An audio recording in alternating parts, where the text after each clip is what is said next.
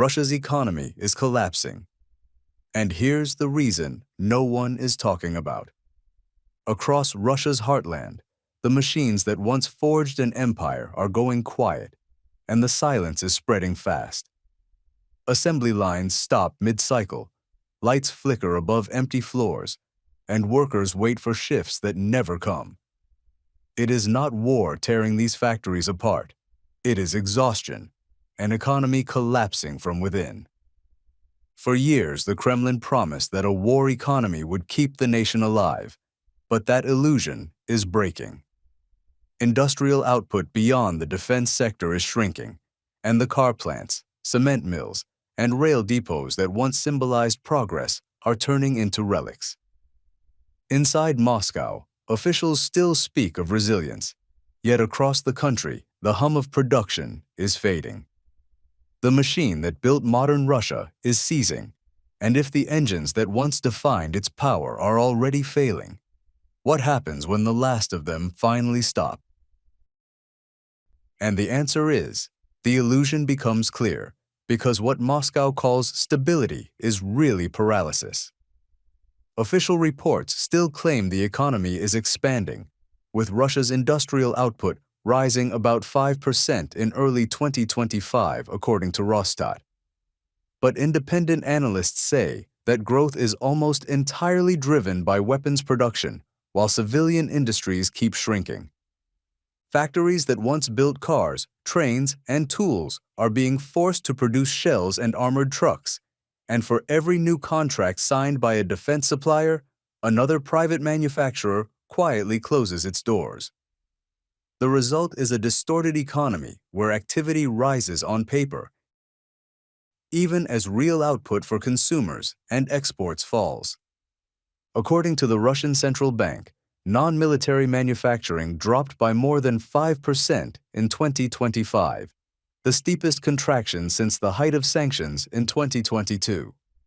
Consumer goods production is down, supply chains are fractured, and entire sectors now depend on imported Chinese components that often arrive late or not at all. Meanwhile, inflation remains high, officially 8.1% in mid-2025, but everyday prices for essentials rise far faster in provincial cities where food and fuel costs can exceed 20% year-on-year. Households cut spending, factories lose demand, and production slows further, a feedback loop that tightens like a vice. Inside industrial hubs such as Nizhny Novgorod and Chelyabinsk, work weeks are shortened and salaries delayed. Managers call it efficiency, but workers know it as survival. As the war machine grows stronger, the rest of the economy is starving, and a system built on movement is learning what stillness feels like. And if the illusion of growth depends on war alone, what happens when even the war can no longer pay for itself? The answer is a slow tightening of every bolt in the system, where factories run on debt and the war consumes whatever is left. The Kremlin calls it strategic discipline, but for factories across Russia, it feels more like suffocation. The Central Bank of Russia has kept its key interest rate near 17%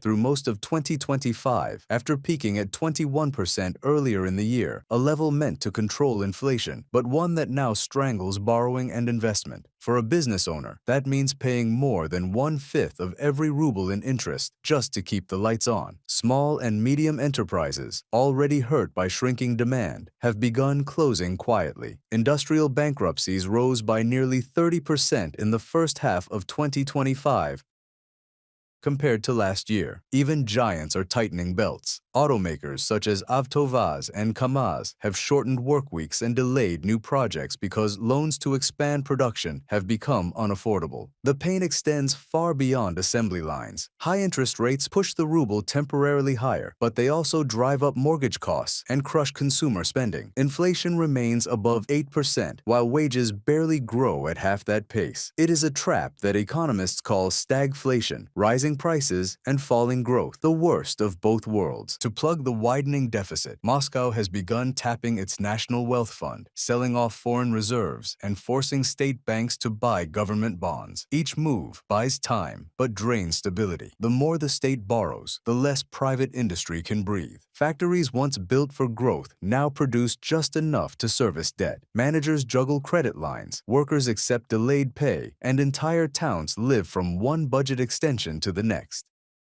The machine still moves, but only because it cannot afford to stop. And if even survival now requires borrowing from tomorrow, what happens when tomorrow finally arrives? The answer is already visible across Russia's factory towns, where the cost of tomorrow is being paid today. In Tolyatti, Yekaterinburg, and Perm, production lines run 3 days instead of 5, and the sound that once filled entire districts now comes only from the trains carrying workers home early. Officially, unemployment remains below 3%, yet the number hides a deeper problem. Millions are underemployed, working fewer hours for smaller paychecks. Independent economists estimate that up to 1 in 5 industrial workers is now part of this hidden unemployment, earning less than they did before the war, even as prices climb. Construction and materials firms are now facing the same suffocating slowdown. Samarsky Cement, one of Russia's largest producers, has imposed a 4-day workweek across its plants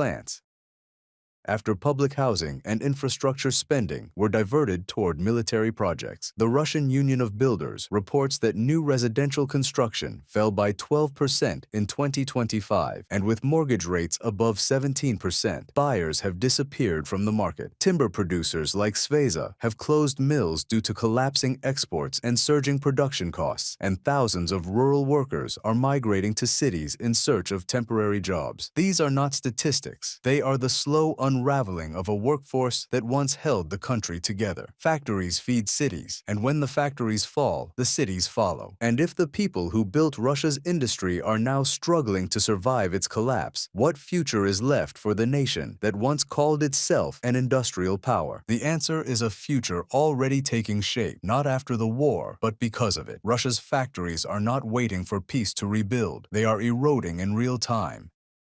And the longer the conflict lasts, the deeper the damage will run. Economists warn that even if the guns fell silent tomorrow, the economy would shrink for years before stabilizing, with output growth stuck below 1% and investment collapsing to its lowest share of GDP in 2 decades. And industrial output is already faltering. In 2025, Russia revised its growth forecast down to 1.5% as rising interest rates and shrinking investment drag every sector. The wartime surge that once masked decline is fading, leaving behind broken supply chains and hollowed-out industries. Even energy, which was once Moscow's shield, is losing its strength as refineries are damaged and oil is sold at heavy discounts, draining the treasury, while coal exports slip into loss as costs rise and demand fades. Beyond Russia's borders, the shock will not stay contained. Commodity prices, supply chains, and regional stability all hang in the balance.